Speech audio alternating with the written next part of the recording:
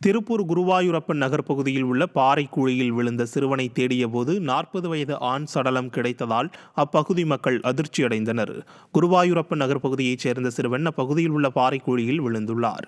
இதையடுத்து சம்பவ இடத்திற்கு வந்த தீயணைப்புத் துறையினர் தேடியதில் சிறுவனின் உடல் கிடைக்காமல் மாற்றாக 40 வயது மதிக்கத்தக்க ஆணின் சடலம் மீட்கப்பட்டது.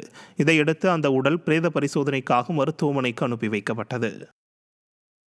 காஞ்சிபுரம் மாவட்டம் குன்றத்தூர் முருகன் கோயிலில் கடும் வெயிலையும் பொருட்படுத்தாமல் பக்தர்கள் கூட்டம் அலைமோதியது.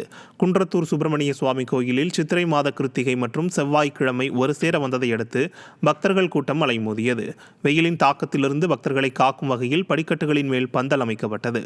மேலும் பக்தர்களின் இருசக்கர வாகனங்களும் மலை மேல் செல்ல அனுமதிக்கப்பட்டது. மேலும் பக்தர்களுக்கு குடிநீர், மோர் வழங்க ஏற்பாடு செய்யப்பட்டுள்ளது. வேலூர் மாவட்டம் குடியாத்தம் அருகே போதை மாத்திரைகள் மற்றும் ஊசிகள் பயன்படுத்திய மூவர் சிக்கினர். சைனகுண்டா பகுதியில் நடைபெற்ற சோதனையில் போதைப் பொருட்கள் பயன்படுத்திய கல்லூர் பகுதியைச் சேர்ந்த அரவிந்தன், சஞ்சய், மனோஜ் ஆகியோர் பிடிபட்டனர். அவர்களிடமிருந்து 2 ஊசிகள் மற்றும் 7 போதை மாத்திரைகள் பறிமுதல் செய்யப்பட்டன.